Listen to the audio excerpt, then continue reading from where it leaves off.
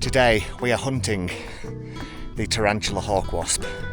Apparently they have the most painful sting out of anything in the animal kingdom, and this place is layered in them. These wasps are burrowing into the ground, so as you run along you stand beside it and it gets spooked and jumps out at your face. So the tarantula hawk wasp doesn't always eat tarantulas, but when it comes to mating, the female will find a tarantula, drag it out of its hole, sting it to paralyse it, repeatedly sting it until it knows the job is done.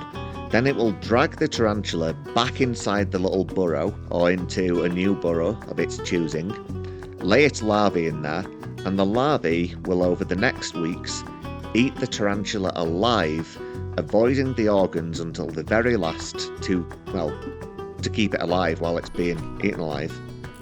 Bit grim. Tarantula hawk wasps spend most of their time eating fruit and nectar, and when they come across fruit that is fermented on the ground, they drink it / eat it and end up quite drunk just bumbling around. They only actually come out to dig their little burrows and to hunt for tarantulas in the evening times, and they do aim for the softer ground because, well, who wants to dig in hard ground?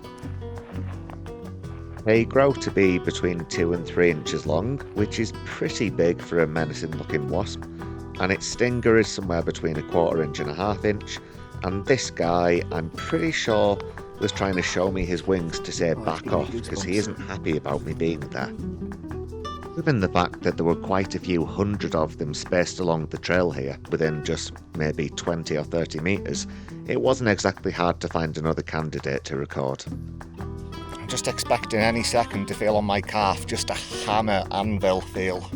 Intense stabbing pain. But up to now, there's nothing. I've got to say though, out of any wasp, like they're flying around all over the place. Wasp, they're very pretty. It's been said that the sting of the hawk wasp is so intense, the only thing you can do for the next 5 or 10 minutes is lie down on the ground screaming in agony. Now, I've not experienced this, I don't particularly want to experience this, but I feel like if I were to fall over on the ground here, I would probably get stung by another 50 of them. So I am treading lightly. Generally speaking, all of the hawk wasps I've come across are actually relatively docile and really don't care about me being there until I try to stick the camera in their face. And then they get a little bothered. The most painful of all of the stings in the insect world.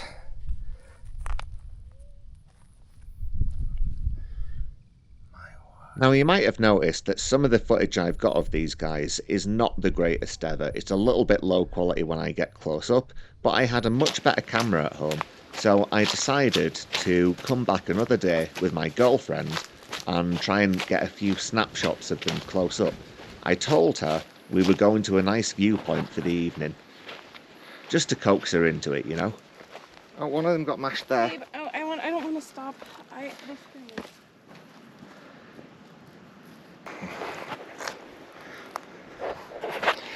This one is just a little baby, but then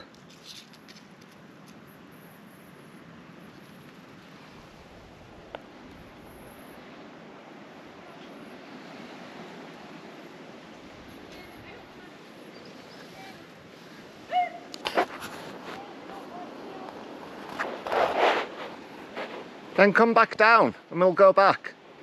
I couldn't believe my luck that I had come across a dead hawk wasp on the trail, and I thought to myself, this is perfect. I can get close to it and get a decent photo without getting stung.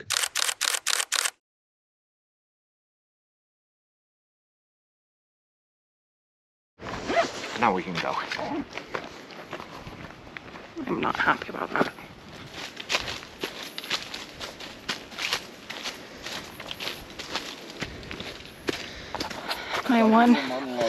My one request for this evening run was that we were not in this forest after dark. I know what a sunset looks like. And at the equator, the sun sets so fast. I'm not going to get any of the tarantula shots. Go on. I don't want a tarantula shot.